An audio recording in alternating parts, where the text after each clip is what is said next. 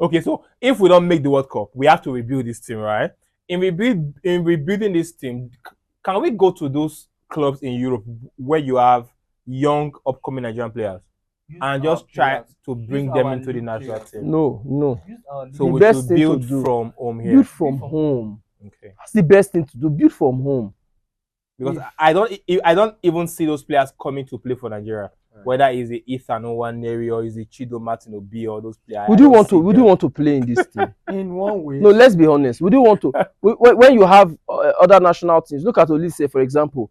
He had Michael Olise. He had France. He had England calling him. And Nigeria. He chose France. Yeah.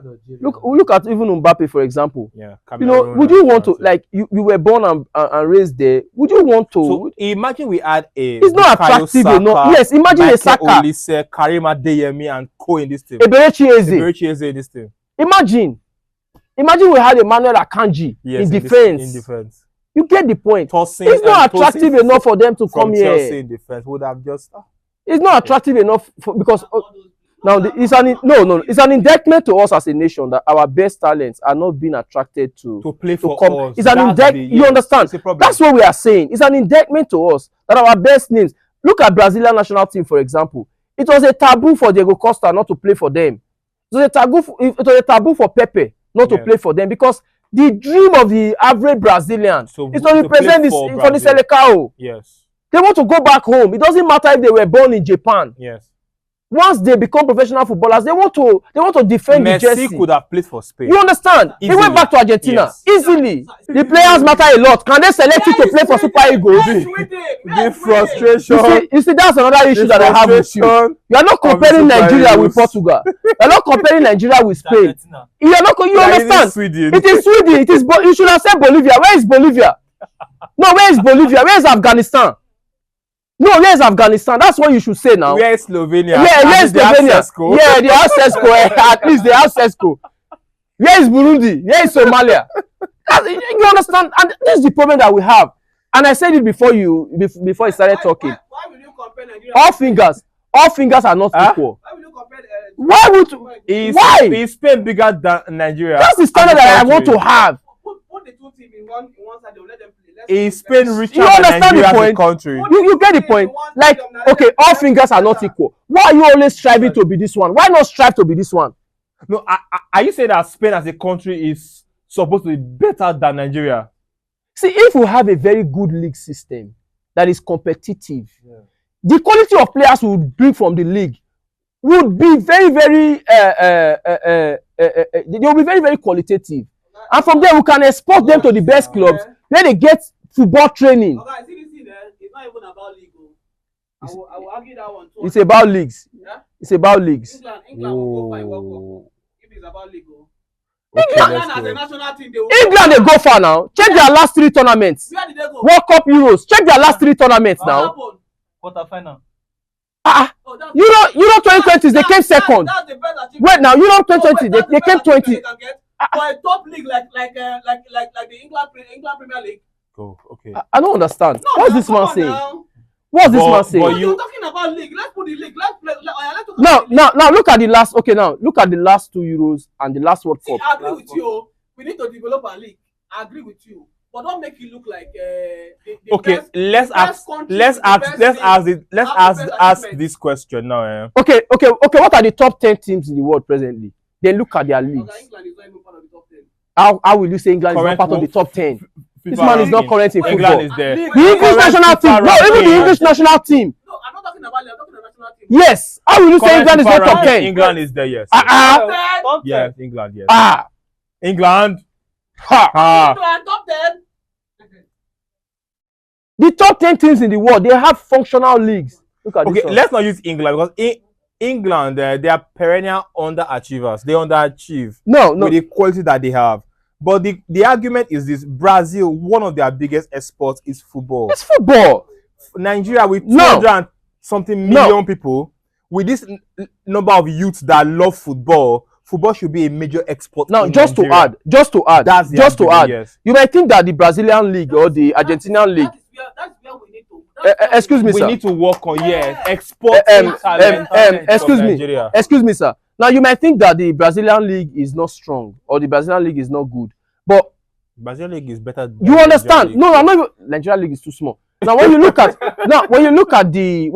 the South American continent as a whole, look at the leagues there. Yes. The Brazilian league is number 1. Of course. The Argentinian league is number 2. Of course. You get the point. So the top nations in the world, look at the quality of their leagues. Yes.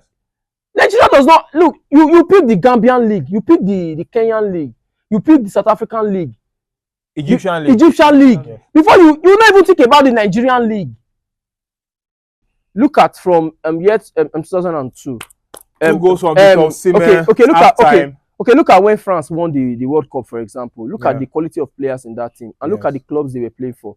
Top clubs. Yes. They were not players brought from obscurity. No. Look at the Brazilian team that went to 2002 World Cup. Yeah. You had Ronaldo, Da Lima. Even Saka was on the bench. Yes. Saka was on the bench. You had Ronaldinho. Yeah. You had Rivaldo. The 3 arrows were in attack. Yes. You had Cafu, probably the greatest right back of all time. You had Roberto Carlos. Dida was on the bench. You understand the point? Yeah. Then look at the Italian team that won the World Cup in 2006. Look at where their players were playing for. Cannavaro, their captain, was a Real Madrid defender. Yeah. They had Materazzi.